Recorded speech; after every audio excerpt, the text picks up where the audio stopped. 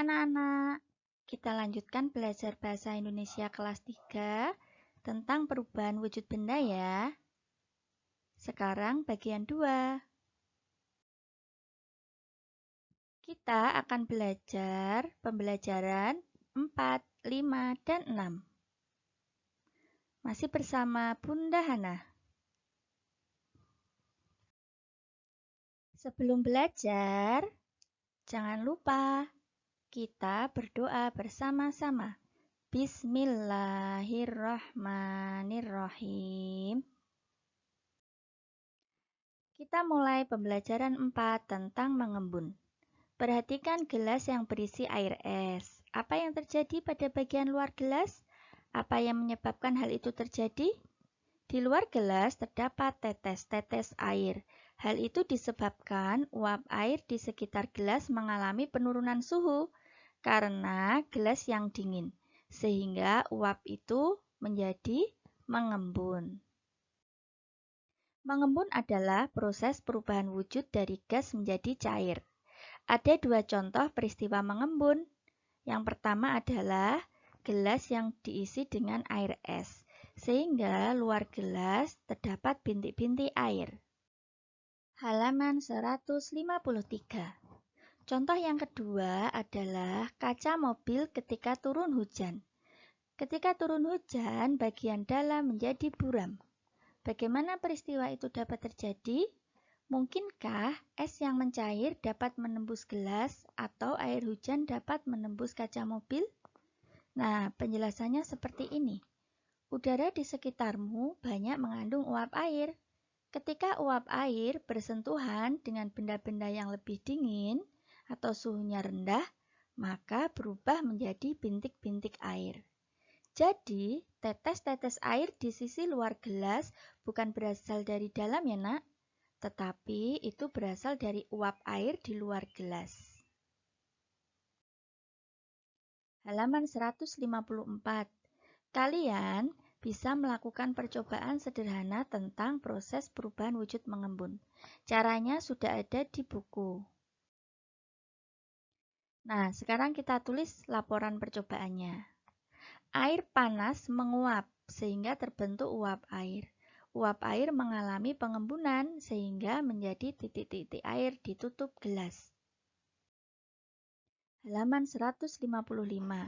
Ayo kita lengkapi bagian berikut. Mengembun adalah proses perubahan wujud gas menjadi cair. Contoh peristiwanya tadi sudah ada, salah satunya adalah gelas yang diisi air es, di luar akan ada bintik-bintik air.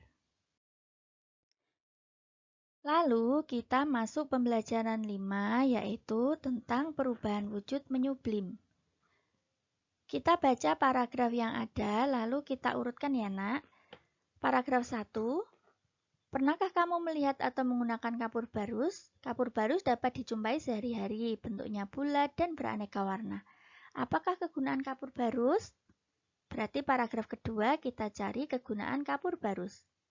Ya, kapur barus digunakan untuk menghilangkan bau yang tidak sedap. Biasanya diletakkan di lemari di sela-sela pakaian atau di kamar mandi. Setelah itu kita cari paragraf ketiga. Ya, apa yang terjadi pada kapur barus?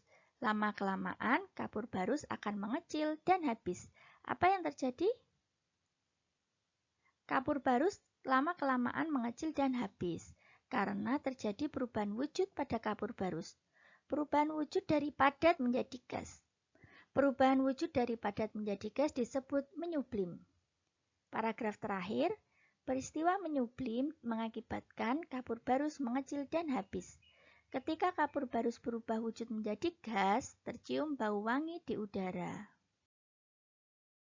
Halaman 161. Nah, setelah kalian belajar banyak perubahan wujud benda, sekarang kita review ya, kita ingat kembali. Pengertian dari mencair adalah, ya, perubahan wujud padat menjadi cair. Membeku, perubahan wujud cair menjadi padat. Menguap, perubahan wujud cair menjadi gas. Mengembun, perubahan wujud gas menjadi cair. dan menyublim perubahan wujud padat menjadi gas. Tahukah kalian ada satu lagi perubahan wujud yaitu menghablur atau mengkristal. Menghablur adalah perubahan dari benda gas menjadi padat. Jika kalian tinggal di negara 4 musim, akan melihat embun beku di pagi hari di musim dingin. Anak-anak, tahukah kalian peristiwa ini juga ada di Indonesia, di dataran tinggi Dieng, Jawa Tengah, yaitu embun membeku menjadi es. Ini juga perubahan wujud dari gas menjadi padat. Sekarang, halaman 169, pembelajaran terakhir pada tema kali ini, yaitu pembelajaran 6. Sekarang tugas kalian menceritakan salah satu proses perubahan wujud. Jelaskan tentang bendanya dan proses perubahan wujudnya. Tulislah dengan huruf tegak bersambung. Kita sudah selesai belajar bagian 2, yaitu pembelajaran 4, 5, dan 6. Setelah selesai, jangan lupa let's saying hamdalah together. Alhamdulillahirabbil alamin. Semangat belajar ya. Sampai jumpa.